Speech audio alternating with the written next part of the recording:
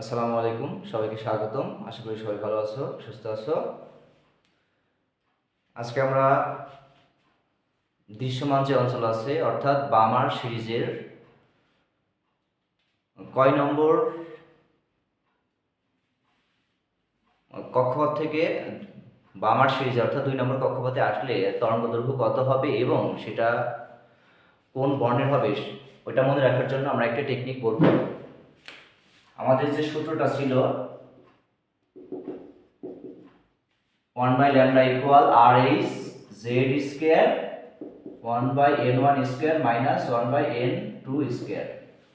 আমাদের এক্ষেত্রে এইটা রেইডবার্গ ধ্রুবক জেড যে মৌলটা নিবে সেটার পারমাণবিক সংখ্যা, n1 হবে নিম্নতর কক্ষপথ, n2 হবে উচ্চতর কক্ষপথ। আমার কোথায় গেল কোথায় আসলো সেটা ফ্যাক্টর না, আমার এক্ষেত্রে 4 এবং 5 দেওয়া আছে, সেক্ষেত্রে 4 নম্বর হবে n1, 5 নম্বর হবে n2। তাহলে আমরা এক্ষেত্রে আসতে পারি, যেহেতু আমি এটা উপরে হাইড্রোজেন বর্ণালী বলছি, তাহলে এই ক্ষেত্রে জেডটা লেখা লাগবে না, কারণ কারণ হাইড্রোজেনের ক্ষেত্রে জেড ইকুয়াল 1, এই কারণে বেশিরভাগ ক্ষেত্রে এটা লেখা লাগে না। তাহলে আমরা এই ক্ষেত্রে আসতে পারি, এই যে কোন কক্ষপথ থেকে দ্বিতীয় কক্ষপথে আসলে, অর্থাৎ আমরা যে বামার সিরিজটা পড়াচ্ছি সেক্ষেত্রে কয় নম্বর কক্ষপথ থেকে 2 নম্বরে আসলে সেটার তরঙ্গ দৈর্ঘ্য কত হবে এবং সেটা বর্ণটা কি হবে সেটা আমরা দেখি। তাহলে n1 এই n2 যদি 3 থেকে n1 যদি 2 আসে, 2 আসবে ক্ষেত্রে আসলে এটা হবে লাল। আর লাল হলে লালের যে তরঙ্গ দৈর্ঘ্যটা আছে সেটা আমরা জানি, মোটামুটি এই ক্ষেত্রে হবে 656 ন্যানোমিটার। এটাকে আবার প্রথম সারি বলা হয়, এইচ আলফা প্রথম সারি বলা হয়। ঠিক অনুরূপভাবে n2 যদি 4 থেকে 2 আসে তাহলে সেটা হবে আসমানি,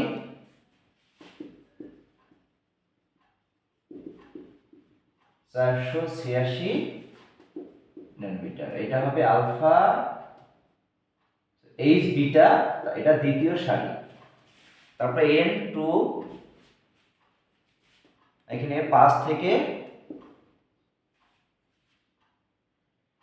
n1 ইকুয়াল যদি 2 আসে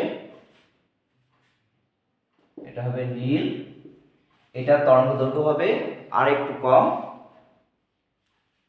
434 ন্যানোমিটার। এটাকে আবার বলা হয় আলফা বিটা, এটা গামা, এটাকে বলা হয় তৃতীয় সারি। এবং n2 6 নম্বর থেকে যদি n1 2 নম্বরে আসে এটা হবে বেগুনি, আর বেগুনি হলে এটার হবে 300, সরি এটা হবে 410।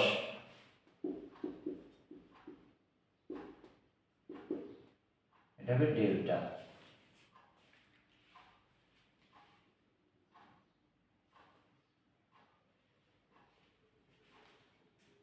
এটা চতুর্থ সারি। তাহলে আমরা উল্টা করে বলতে পারি, যদি আমার 6 আসে বেগুনি, 6 থেকে আসে, যদি 5 থেকে আসে নীল, যদি 4 থেকে আসে বেনি, তারপরে আসমানি, আর যদি 3 থেকে আসে এই শেষেরটা একটা লাল। তাহলে এক্ষেত্রে আমাদের এইটার মধ্যেই টেকনিকটা আছে, 6 থেকে 2 আসলে বেগুনি, 5 থেকে আসলে তারপরে বেনি, তারপরে যদি 4 থেকে 2 আসে আসমানি, আর 3 থেকে 2 আসলে লাল। আর এক্ষেত্রে আমি ডান পাশে এর তরঙ্গ দৈর্ঘ্যগুলো লিখে দিচ্ছি। আশা করি তোমাদের এটা খুবই হেল্পফুল হবে। আমার এই ভিডিওটা যদি তোমাদের ভালো লেগে থাকে তাহলে অবশ্যই চ্যানেলটি সাবস্ক্রাইব করবে।